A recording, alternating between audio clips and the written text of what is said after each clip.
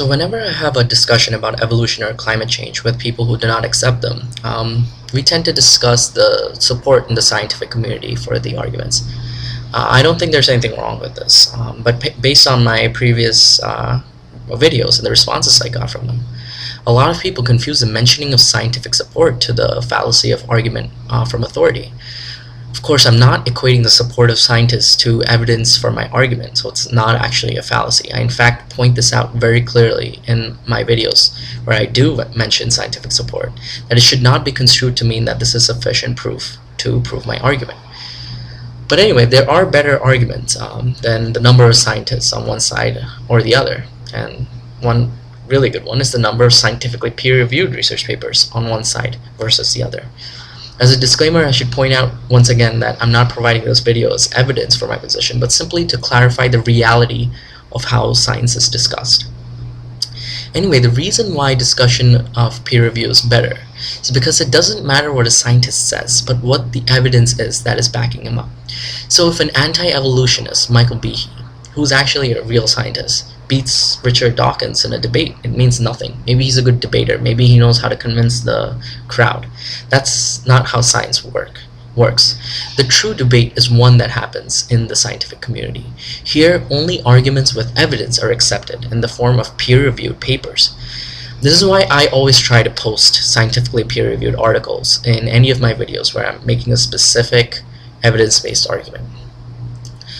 Now, just because a paper is published through a peer-review process doesn't mean that it is necessarily fact. A peer review process is merely a filter that tries its best to make sure that legitimate experiments that follow the scientific method make it through. And only once the paper is published does the debate actually begin. I have seen many times when global warming skeptics tout a paper that claims to show that man-made global warming is not real. Even if that paper is legitimately peer-reviewed, it does not necessarily make it fact. I will post a scientific paper which analyzes other papers that are looking for a link between specific dopamine receptors and schizophrenia. This will show you what I mean. This paper shows that, quote, although the early evidence for association is noted by a certain paper, it was strong. 21 of 22 subsequent studies of this putative association with schizophrenia failed to detect a significant relation. So other papers failed to follow up on the first paper. Does this mean that the peer process is wrong, or is it full of lies, or what happened? Well, this is actually part of science. This happens. Papers disagree with each other, and that's part of the debate. However, because there's a certain failure in agreement, new papers try to find out why, and that's what this paper does. It asks why there's a discrepancy in the results. Is it because of, quote, the low power of individual studies to detect a small effect, or is it etiological heterogeneity, or maybe it's random errors in the absence of a true effect? So in a scientific setting with a scientific background, they try to find out why things don't coincide, results don't coincide. Now, if you make a similar comparison to the scientific debate of evolution, you will see that there are over 200,000 research papers discussing evolution. You can search evolution on PubMed, which is a database of scientific papers. You will see 200,000 hits. And frankly, I don't know a single paper that disagrees with evolution.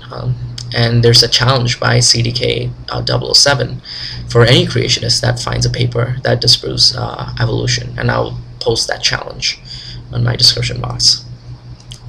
Now let's look at the debate on climate change. I will post an editorial published in Nature, a very prestigious journal, probably second to none, that shows that there are over 700 papers that says that man-made climate change is real. I have only seen 3 papers that I consider to be legitimately published articles that say that it's not real. That's how small the voice of the opposition is. 700 to 3. It's virtually non-existent. Now you can argue that the publishers are biased, Nature is biased, but if you think so, you shouldn't accept any medical science either, because Nature, which is a very broad journal, publishes both about climate change and medicine. After all, these publishers have no reason to pick one science to be biased about versus the other, because they didn't write the papers, they don't get the grants, they're just publishing them. If you do consider these publishers to be biased, however, you're going to fall into this huge world of conspiracy and nothing will make sense. So don't do it, my suggestion. Now let me provide an example of an illegitimate publisher. Someone provided me a link a while back to the Oregon Petition, which claims to show that there are 31,000 scientists against global warming. I'm not going to discuss the legitimacy of this. Green Man shows that this petition is not legitimate. I'll just post a link to his video. But I wasn't even struck by the petition as much as the scientific peer-reviewed paper they posted on their page, which was a means to convince their science that global warming is not real. So since this had an effect on convincing scientists, I wanted to look at it.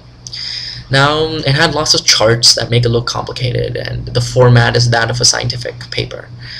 And there's reasons to show why none of this is accurate. None of the evidences they post is accurate.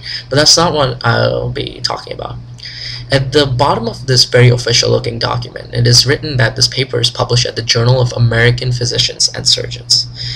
My first thought was, why the hell is this paper published in a medical journal rather than an all-encompassing journal like Nature or a specific journal geared towards climate change, where the people who sit on the board and review these articles are experts in the subject? Why is it being reviewed by non-experts? But keeping my mind open, I went to the journal page and I looked through some of the articles. And I found this particular article, which I will post, which questions whether HIV causes AIDS. Seriously. That's how illegitimate the publishers of this journal are.